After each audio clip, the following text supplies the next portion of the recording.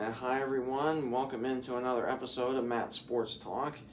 And in this now, before I talk about what we're going to be discussing in this video, I do want to mention that if you are brand new to my channel, please hit the subscribe button down below so you're first notified whenever I upload new episodes.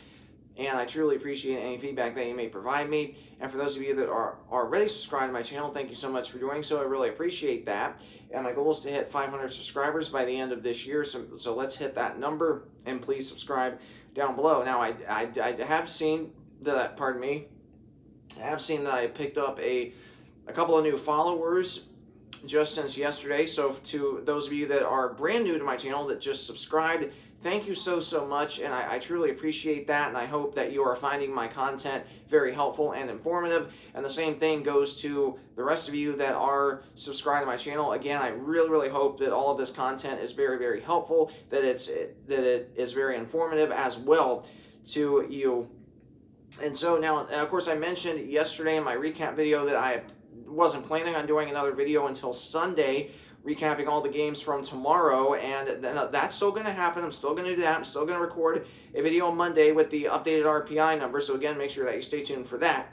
And then on the 16th and 17th, we will have a new edition of the ARC and quad record, so again, make sure that you stay tuned for that at that time, where I will be going over all of that. Now, in this video, of course, it's hard to believe that we are literally 1 month away from Selection Show Thursday for the NAIA National Tournament. So I wanted to take a little bit of time today and if I have to record this into multiple parts, I definitely will do that, especially if I exceed roughly about 18 minutes per part. So again, I don't know how many parts this could be. It may only be one part. It may be two parts. I'm not really sure. But I wanted to definitely go over the national tournament, all national tournament stuff with you. And of course, this for what I'm going to go over, this does, to me, it also, what I'm going to be talking with you about is how the NAIA selection committee selects the teams into a national tournament, especially as far as that goes, for an at-large bid based off of some key criteria, which I have learned and understand a lot better after after doing some research on my own, but also after watching some other videos where that was explained, and then that also helps me explain it to you so you understand it as well. So for the NAIA National Tournament, there are 64 teams that make it. 64 teams. Now, out of that list, you would have roughly 30 of the 64 get an automatic bid into a tournament. So you might be wondering, in case you're brand new to basketball or you don't understand how the criteria is done with putting teams into a national tournament. Well, here's the answer to that question. Out of those 64 teams, 30 of them get an automatic bid. Now, you might be wondering, well, what is an automatic bid? An automatic bid means that if you are, in terms of your conference, if you win your conference in the regular season, then you receive one automatic bid into a national tournament because you won the regular season. Now, again, if you won the regular season, let's say you finished the regular season with an overall record of, I don't know, let's just say 22-5. Let's just say 22-5 in the regular season, and that means you are automatically into a national tournament because you won the regular season. Now, let's say that in your league tournament you lose the first round game, but therefore you still have more postseason basketball to play because you won the regular season. So therefore, you would still be in the national tournament even if you lost in your league league tournament. Now, outside of that, let's say that a team. Let's just say a team that was an 8 seed. Let's say you finished, and I'm just going to use the Crossroads League as an example because that's the league that I follow the most and the league where I attend the most games. So let's just say in the Crossroads League, you have an 8 seed, and more than likely this year would be Grace as that number 8 seed. So let's say Grace finishes at 5-13. I don't know if they get to 5 wins. Well, let's just say 4-14. I think 4-14 for Grace is more realistic for them to finish the regular season at. So let's say they finish 4-14, right? They're an 8 seed. Now the only way they would make the national tournament as an auto bid would be run the Crossroads League tournament, meaning that they would have to upset either Marian or St. Francis, which one of those two teams will be the 1 seed respectively in the league tournament. Whoever wins, or whoever, let's just say Grace is the 8 seed, and let's say Marian's the 1 seed. And let's say that Grace upsets Marian in Indianapolis at Marian, which again at this point I would say the chances of that happening are pretty low, but definitely not impossible. If Marian were to do that and upset Marian in Indianapolis, which Marian, let's just say, would be the 1 seed, they win the regular Crossroads League regular season tournament. Let's just say they win the regular season, they get the first automatic bid out of the Crossroads League into a national tournament, right? So even if, let's say, they lose to Grace in the opening round of a league tournament, doesn't hurt Marian because they won the Crossroads League regular season. On the flip side of that, for Grace, that means they would not only have to upset Marian in the first round, but they also would have to upset either the 4 or the 5, which at this point, the 4 seed I think definitely would be Huntington, and the 5 seed I think more than likely would be Indiana Wesleyan. So meaning that Grace would have to go either to IWU or Huntington in the second round and upset either Huntington or IWU in the second round. If Grace were to do that, then they would have to advance to the Crossroads League Tournament Championship game either against Spring Arbor or St. Francis, which at this point I think would be against St. Francis because I think St. Francis will be the number 2 seed going into the league tournament. So let's say Grace does that. Let's say they run all 3 rounds of the Crossroads League tournament as an 8 seed, which again, in the years I followed the Crossroads League since the 2019/20 season, no 8 seed has ran the whole entire tournament. So again, but there's a first time for everything, right? So we'll see how all that plays out this year. But let's say that happens, right? Then Grace would be, and they would not only steal a bid from somebody else, even having, let's say I'm not sure what their overall record is right now, but let's just say they run the league tournament despite being 4-14 in the Crossroads League. Let's just say. And let's say they run the league tournament, they would get the second auto bid in the Crossroads League because they would run the league tournament as an 8 seed, meaning they would not only steal a bid from somebody else, which again, teams that do that more than likely are a team that could be a 7 or an 8 seed in their conference tournament, and they run the whole entire tournament, and then that's what we call by stealing a bid from somebody else that would be in a national tournament if it wasn't for this other team that ran their conference tournament. A perfect example of that last year was Blue Mountain Christian out of the Southern States Conference. They ran the Southern States Conference after upsetting the number 1 seed in the opening round, which was William Carey out of Mississippi. William Carey won the regular season, so that loss in the opening round of their league tournament to Blue Mountain Christian did not hurt William Carey because they won the regular season, so therefore they got the second auto bid into the national tournament. Now for Blue Mountain Christian, they made it to the league title game, and they still got an at-large bid in the Nationals, even though they fell short in the league title game against, I believe it was a 3 or a 4 seed, I want to say, that ended up winning the Southern States Tournament Championship.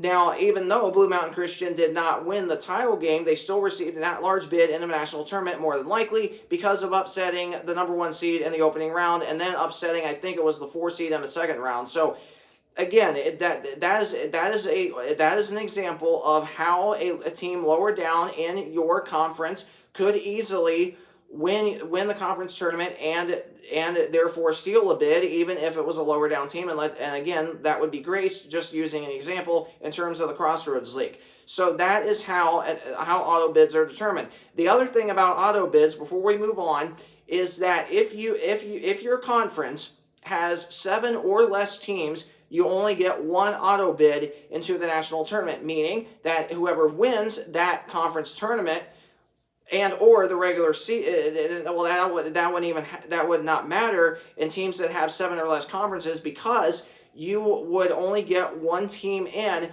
and more than likely that team would be whoever wins that conference tournament. That would be the only auto bid that you would get. So, for example, in a really small conference, which I think I'm trying to think which conference it is. I think it's the conference that Simpson is in out of California. Very small conference. I believe they're in the CalSAC. Now, because there's less than 7 teams in that conference, they only get one auto bid, meaning that let's just say Simpson, let's just say they win I'm pretty sure they're in the CalSAC. Again, if they're not, I apologize. But if they win their conference tournament, they will receive the only auto bid into a national tournament. Now, they could have a horrible overall record, but still make the national tournament because they won their conference tournament.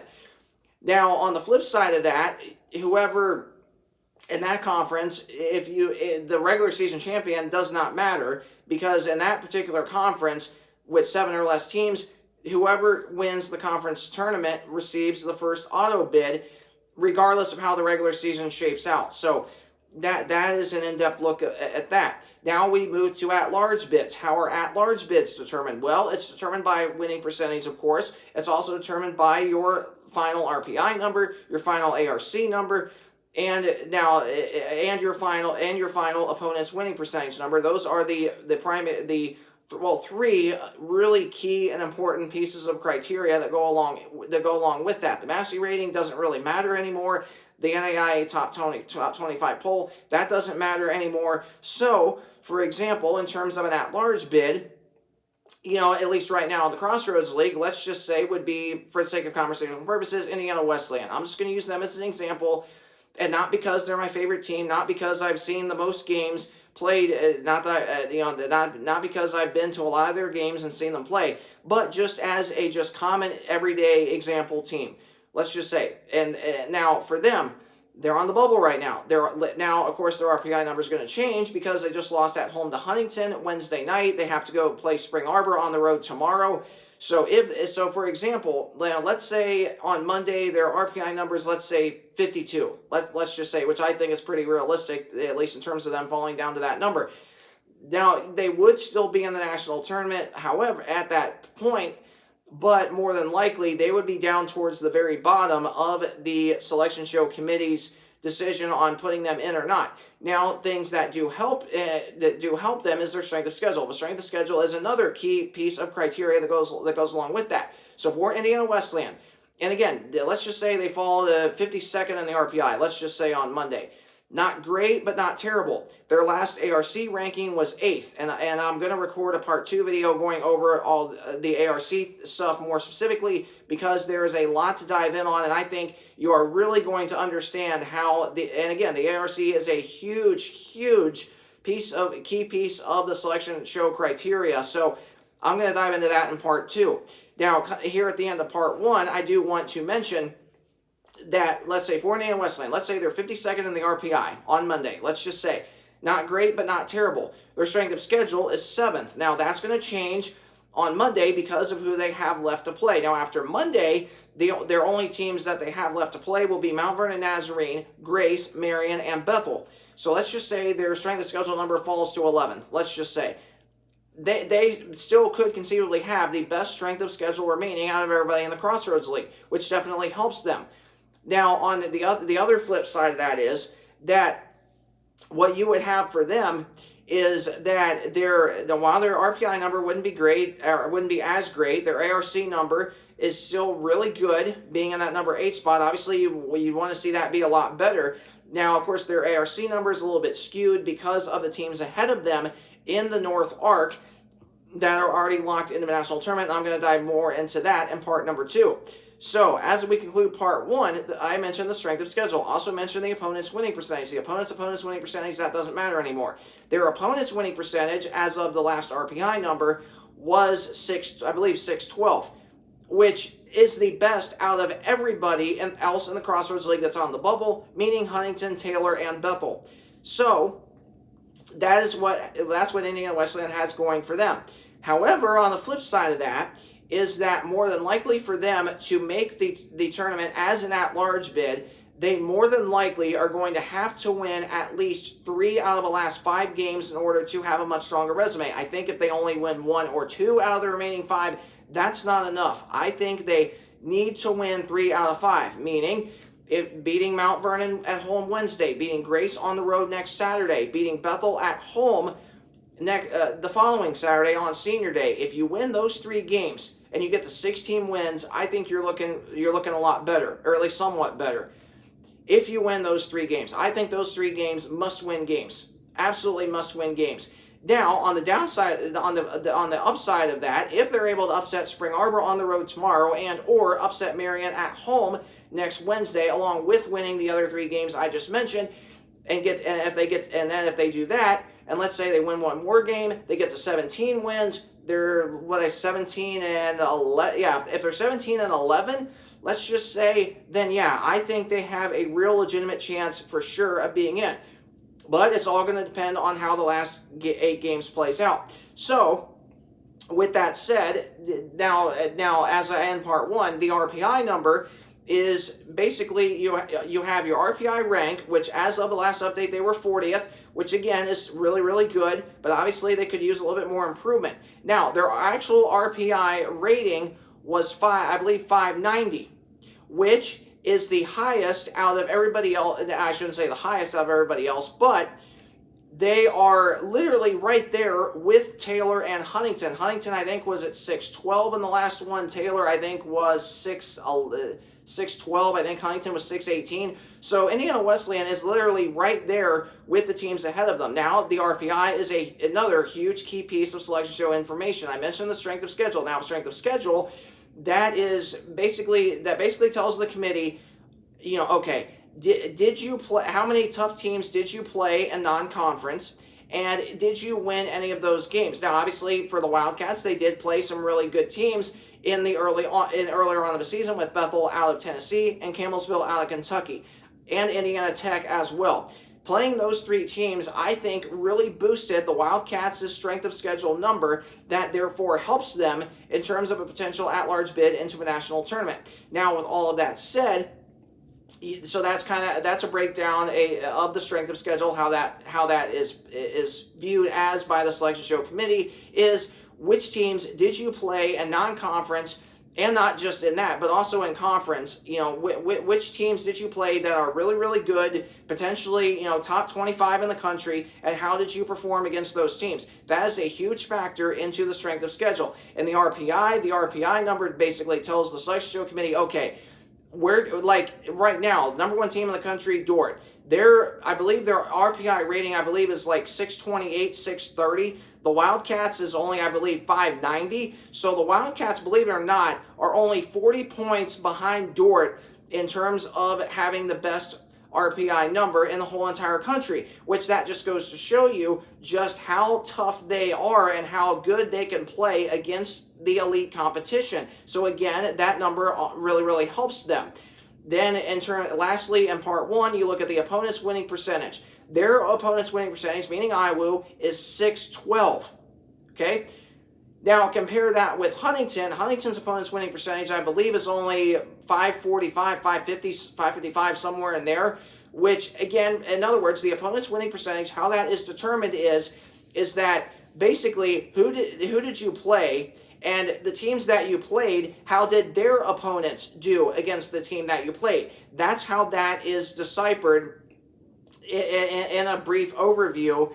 And hopefully, and despite the brief overview, I hope that you have a much better understanding of how the NAIA Selection Show Committee selects teams based off of the RPI, the strength of schedule, and the opponent's winning percentage. So in part 2, we are going to dive into the last part, and that's going to be the ARC, which is going to be a much, much deeper breakdown of how all that plays out. Now, remember, there are additional selection show committee processes that are part of how the selection show selects teams for an at-large bid. I don't have time to go into all of that, so you can go to the NAIA website and check all of that out yourself to view the additional selection show pieces of criteria and the additional primary criteria way is the primary selection criteria as well. So you can do all of that yourself on their website. So again, all you gotta do is do an internet search